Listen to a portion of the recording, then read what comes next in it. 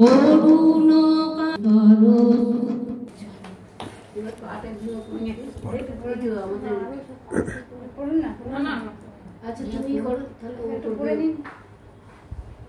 আপনারা কিছু পাঠ করুন। আপনি কিছু একটা পাঠ করুন। বই আছে,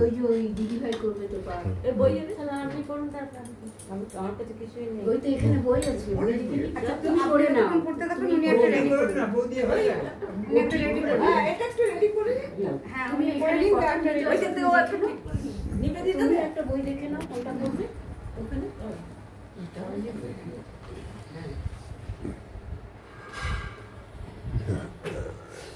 কথা বলি তো, কথা জাম যেটাই মায়ের আমি চন্দ্রকোনা এটা না অন করো এটা না।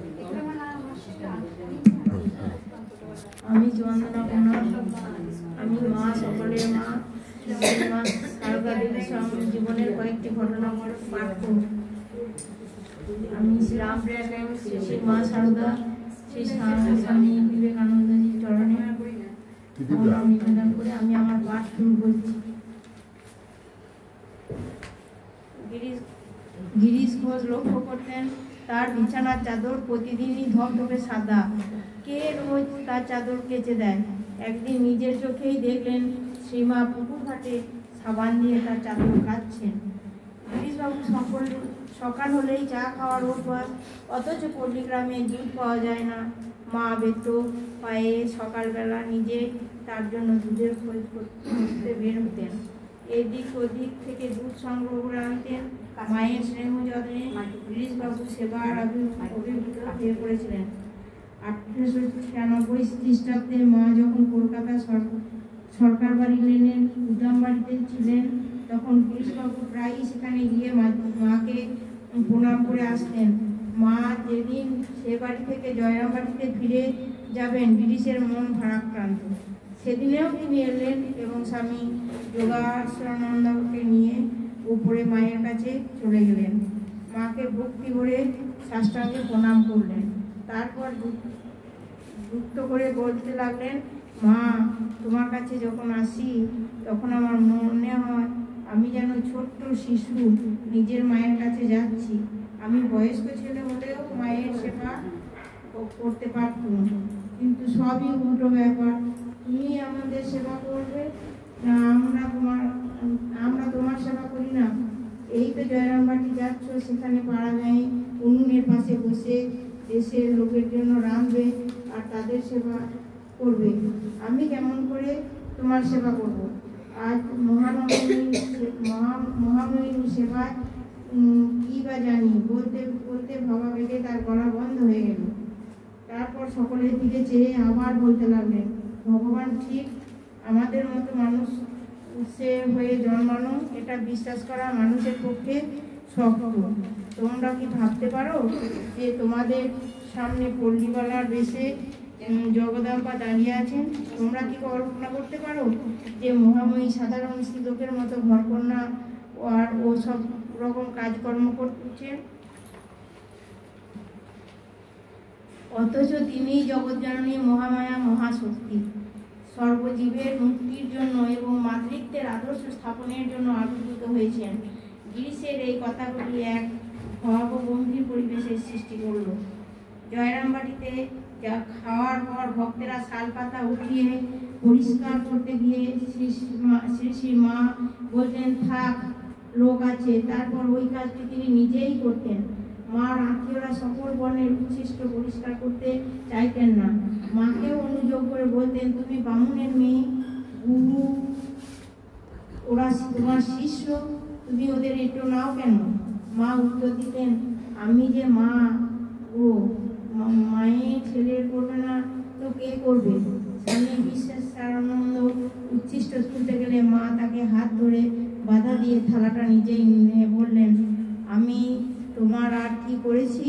মার কোলে ছেলে বাচ্চা করে, কত কি করে। তোমার দেবের দুর্লভ ধন।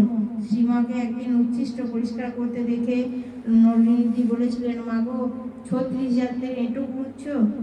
মা শুনে বললেন, সব যে আমার, 36 কোথায়? জনৈক সন্ন্যাসী একদিন শেষে মাকে জিজ্ঞাসা করেন, আপনি মঠের সাধু সন্ন্যাসের নাম ধরে ডাকেন না কেন? মা উত্তর দেন, আমি কিনা সন্ন্যাস, নাম ধরে ডাকতে প্রাণে লাগে। আর একজন সন্ন্যাসী প্রশ্ন করেন, আপনি আমাদের কিভাবে দেখেন? মা উত্তর দেন, নারায়ণ ভাবে দেখি। সেই সন্ন্যাসী বললেন, আমরা আপনার সন্তান, নারায়ণ ভাবে দেখলে তো সন্তান ভাবে দেখা হয় না। মা বললেন, নারায়ণ ভাবেও দেখি, সন্তান ভাবেও দেখি। শ্রী শ্রী মার কাছে দীক্ষা নিয়ে কোনো ছেলে হয়তো বাড়ির দিকে রওনা হয়েছে, আর খানিক পরেই ঝড় আরম্ভ হলো। মা মহা ভাবিত হয়ে সারাক্ষণ বলছেন, তাই তো ছেলেটি আমার যাচ্ছে গো, এতক্ষণ বোধ হয় অমুক জায়গায় গেছে, সেখানে কোনো আশ্রয় আছে তো মায়ের।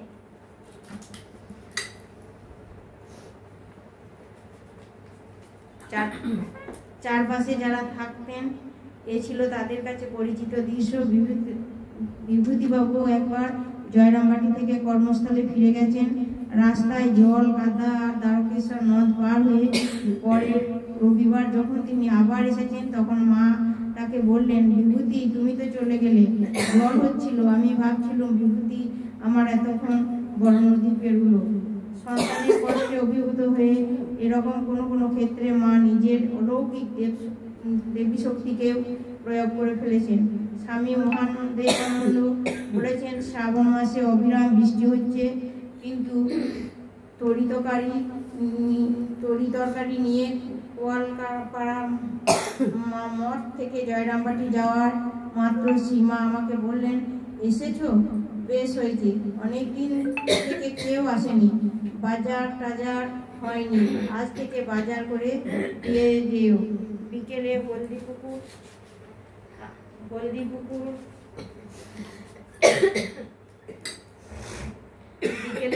হলদিপুকুর কেরোসিন, আটা, চিনি, ঘি, ময়দা, মিছরি অনেকগুলি জিনিস কিনে আনতে গেলাম। সমস্ত মিলে প্রায় 1 মণ হবে। দোকানদার বলল, আপনিও পারবেন না? লোক ডেকে দিই, মা কুলি নিতে বলেননি, তাই কুলি নেওয়া সংগত নয়। বিবেচনা করে বললাম, কুলির দরকার হবে না, আমিই পারবো। আপনি ঝুড়িটা আমার মাথার উপরে তুলে দিন। ঝুড়ি মাথায় নিয়ে কিছুটা যেতে লাগলো। উপরে বৃষ্টি, এক হাতে ঝুড়ির উপর ছাতা ধরে রেখেছি, পিছল পথ, সন্তর্পণে চলতে যা হচ্ছে। মনে মনে নিজেকে বলছি, পা পিছলালে চলবে না, এ তোমাকে নিয়ে যেতেই হবে। পথের মধ্যে গরুর গাড়ি যাওয়ার একটু নিচু রাস্তা অতিক্রম করতে হয়। কোনো রকম সেই রাস্তাটি যে অতিক্রম করেছি, আর সঙ্গে সঙ্গে বোধ হলো বোঝা একেবারে হালকা। কি যে হলো ঠিক বুঝতে পারলাম না পেরে মিনিট খানিক দাঁড়ালাম, তারপরে অক্লেশে মার বাড়িতে চলে এলাম। বাড়ির ভিতরে ঢুকেই দেখি মা নিজের ঘরের বারান্দায় একবার পশ্চিম থেকে পূর্বে, আবার পূর্ব থেকে পশ্চিমে ছোটাছুটি করছেন। সমস্ত মুখখানা লাল, চোখ দুটি যেন কপালে উঠেছে, আর আপন মনে বলছেন, আমি কেন একটা কুলি নিতে বললুম না? বোঝা নামানো হলে মা বললেন, একটা কুলি নিতে হয়। আমি বলিনি, তাতে কি হয়েছে, এমন করে আসতে হয়? প্রসন্ন মামার মেয়ে নলিনী একজন মুসলমান মজুরকে খেতে দিচ্ছেন। পরিবেশনের সময় উঠান থেকে ছুঁড়ে খেতে দিচ্ছেন। হঠাৎ তার এই ব্যবহার সীমায় নজরে এলো। মা দেখেই বললেন, ও কি রে, ওভাবে খেতে দেয় নাকি? মা নলিনীদের কাছে থেকে থালা নিয়ে নিজের হাতে পরিবেশন করলেন। তারপর যখন এঁটো পরিষ্কার করার গোবর জল ছড়া দিচ্ছেন, এমন সময় নলিনীদি বললেন, পিসিমা তোমার জাত যাবে যে? মা বললেন, ছেলে এঁটো পরিষ্কার করলে জাত যায় নাকি? উদ্বোধনে একদিন পূর্ববঙ্গের একটি মেয়েকে দীক্ষা দিলেন সীমা। দীক্ষার পর তাকে পাশে বসিয়ে দুপুরে খাওয়ালেন। পরে তার হাতে 1 ঘটি জল তুলে দিয়ে মা বললেন, হাত ধোয়া বলে তাকে আর 1 ঘটি জল দিয়ে মা বললেন, পা ধো। মেয়েটি সেই মাতৃস্নেহের আশ্বাস পেয়ে কেঁদে ফেলল। কিন্তু মায়ের এই আদেশ কি করে পালন করে? শ্রীমা বললেন, তুমি আমার কে? সে উত্তর দিল, আমি তোমার মেয়ে। তখন মা বললেন, তবে যা বলছি শোনো, পা ধো। শ্রীমায়েরা 3 ভাই, কালী মামা, বরদা মামা ও প্রসন্ন মামা ছিলেন গুরুতর সংসারী। টাকা ছাড়া তারা আর কিছু বুঝতেন না। শ্রীমা কখনো বলতেন, বাবা ওরা কেবল টাকা করেই গেল, কেবল ধন দাও No battery. ধন দাও, ভুলে কখনো জ্ঞান ভক্তি চাইল না। যা চাচ্ছিস তাই নি। গিরিশচন্দ্র ঘোষ মহাদেব কাণ্ড কারখানা দেখে মন্তব্য করেছিলেন যে তারা আগের জন্মে মাথা কাটা তপস্যা করেছিলেন, তাই বর্তমান জন্মে স্বয়ং জগদম্বাকে ভগ্নী রূপে লাভ করেছিলেন। 1325 সালের পৌষ মাসের ঘটনা। শ্রীমা বেলা 10:11 এই থাক বন্ধ করে দাও, বন্ধ করে দাও, অনেকগুলো হবে তো, স্টপ করে দাও। ঠিক চার্জ নেই, হ্যাঁ হ্যাঁ হ্যাঁ ঠিক আছে, চার্জার দিয়ে দে।